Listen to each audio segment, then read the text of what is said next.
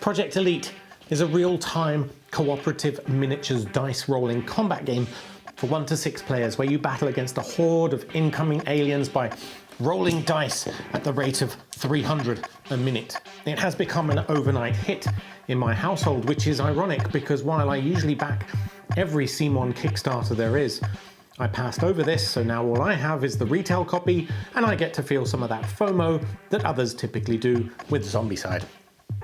I'm James Bruce, you're watching Tabletop Dungeon, and today I'll be giving a brief overview of the gameplay in Project Elite, and then I'll give you my thoughts on it. Now do skip to the timecode shown below if you want to go straight to my thoughts on it, but if you're not familiar with the whole real-time mechanic, I would strongly suggest checking out the game overview bit as well.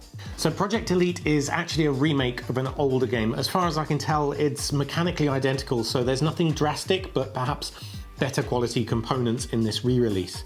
I haven't played the older one though, so I can't provide you with any more context to that.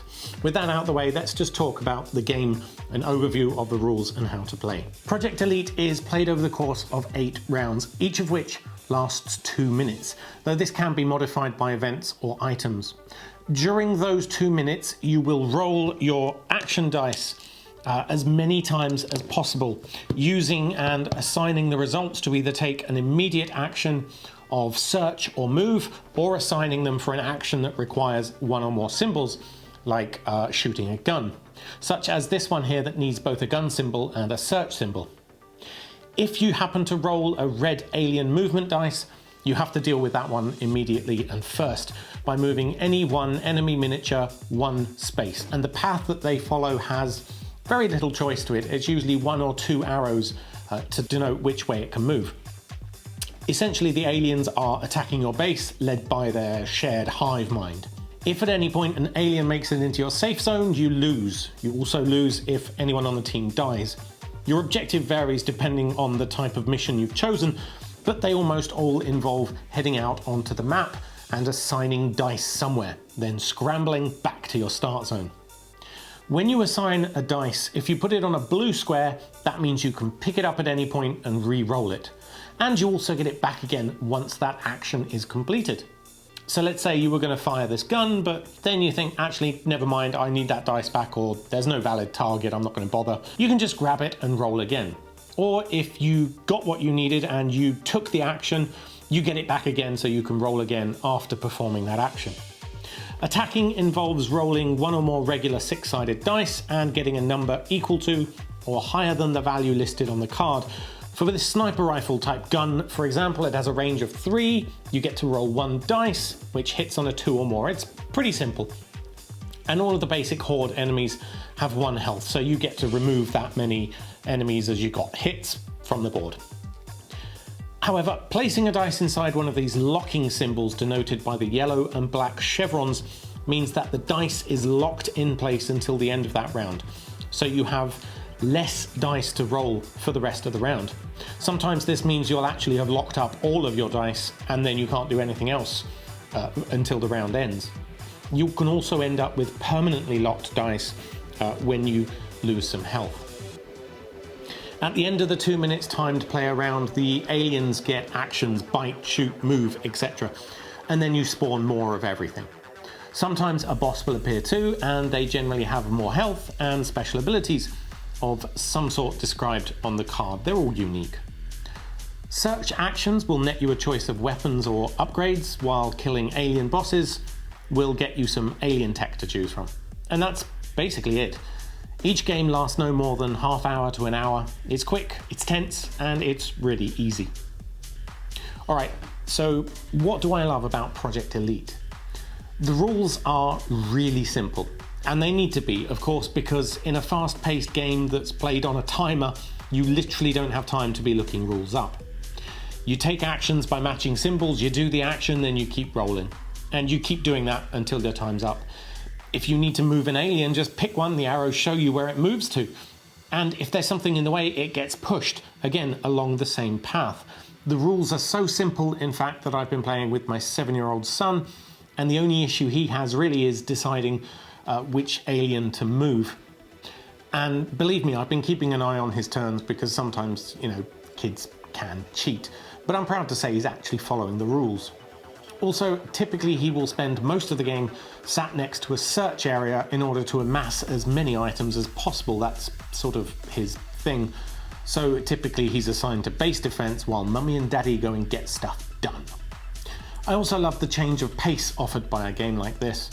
My normal choice of board game is a sort of vast 4-hour dungeon crawling epic campaign, and Project Elite is either won within half an hour or goes so tragically wrong it's like 15-10 minutes and you've lost, ready to restart again. Resetting the board is trivial and there's nothing complex to keep track of.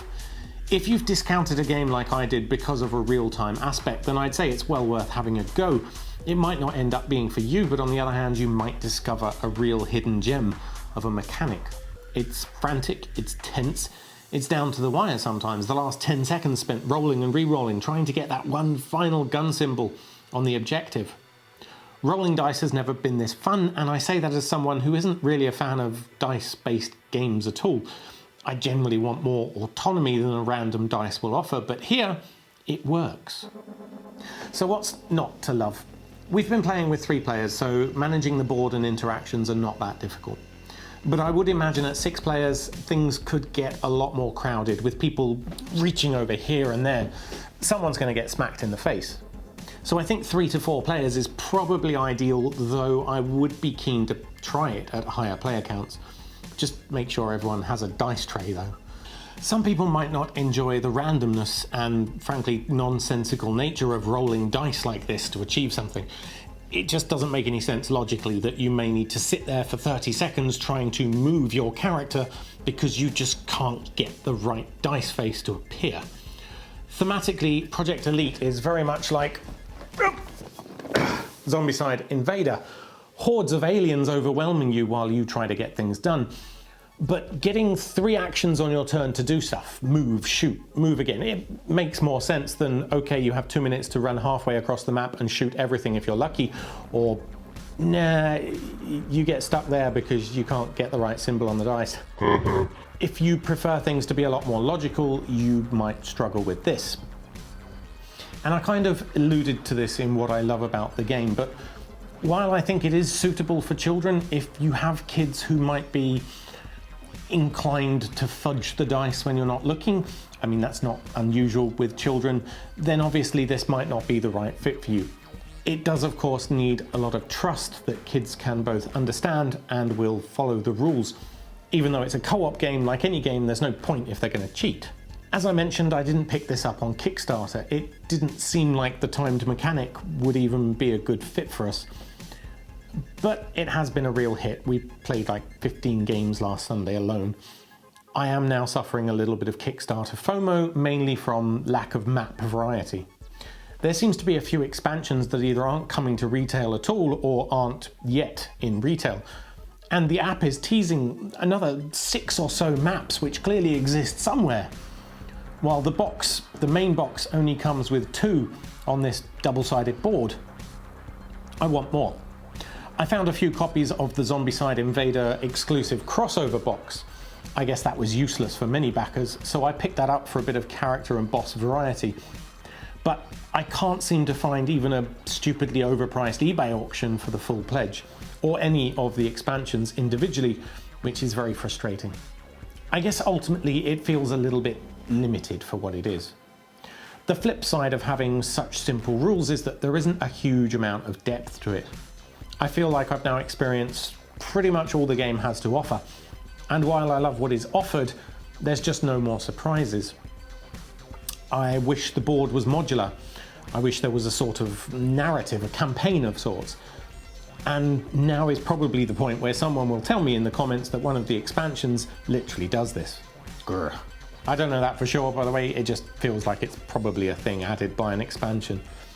Alright, thanks for watching. I hope I told you what you need to know about Project Elite, at least the retail box, and whether it's worth your time and money. Please hit like if it did. It really helps the video to rank a little bit higher and get some more views. Be sure to subscribe for more reviews, and I'll see you next time.